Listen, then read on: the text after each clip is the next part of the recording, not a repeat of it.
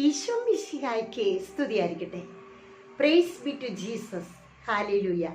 പ്രിയപ്പെട്ട Carmel Ruha ministry YouTube ചാനലിലെ സിസ്റ്ററുടെ സ്വന്തം കുടുംബാംഗങ്ങളെ, ജെറമ്യ 29:7.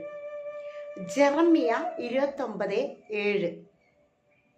നിങ്ങളെ ഞാൻ അയച്ചിരിക്കുന്ന നഗരങ്ങൾക്ക് വേണ്ടി, അവിടുത്തെ സമാധാനത്തിന് വേണ്ടി നിങ്ങൾ യത്നിക്കണം. സമാധാനത്തിന് വേണ്ടി കർത്താവിനോട് പ്രാർത്ഥിക്കുവിൻ.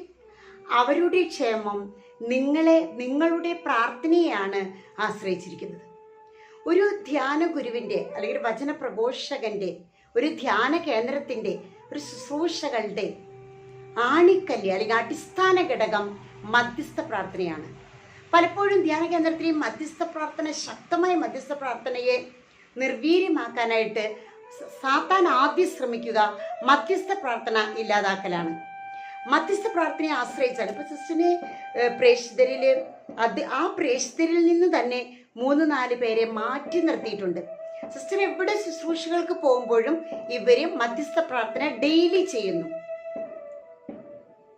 പിന്നെ ഗ്രൂപ്പ് ഒന്നിച്ച് പ്രാർത്ഥിക്കുന്നു. അപ്പോൾ മധ്യസ്ഥ പ്രാർത്ഥനയ്ക്ക് വലിയ ശക്തിയുണ്ട്. ഈ ജെറമ്യ 29:7 പറയുന്നത്, നിങ്ങളെ ഞാൻ അയച്ചിരിക്കുന്ന ആ രാജ്യത്ത് സമാധാനത്തിന് വേണ്ടി യത്നിക്കുവിൻ, സമാധാനത്തിന് വേണ്ടി കർത്താവിനോട് പ്രാർത്ഥിക്കുവിൻ. ആ രാജ്യത്തിൻ്റെ ക്ഷേമം നിങ്ങളുടെ പ്രാർത്ഥനയെ ആശ്രയിച്ചിരിക്കുന്നു. ആമേൻ. മധ്യസ്ഥ പ്രാർത്ഥന, ഒരു സുവിശേഷ വചന പ്രഘോഷകന്റെ ശക്തി, അവരെ നയിക്കുന്നത് മധ്യസ്ഥ പ്രാർത്ഥനയിലുള്ളവരാണ്.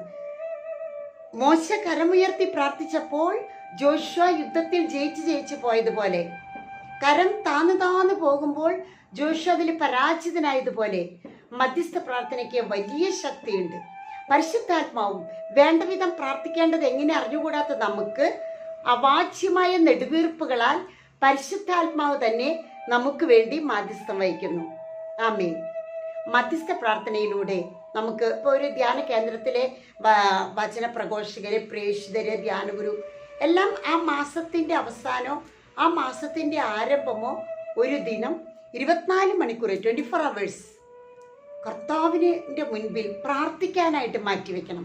അതാണ് അവരുടെ ശക്തിയുടെ ഉറവിടം. ആമേൻ.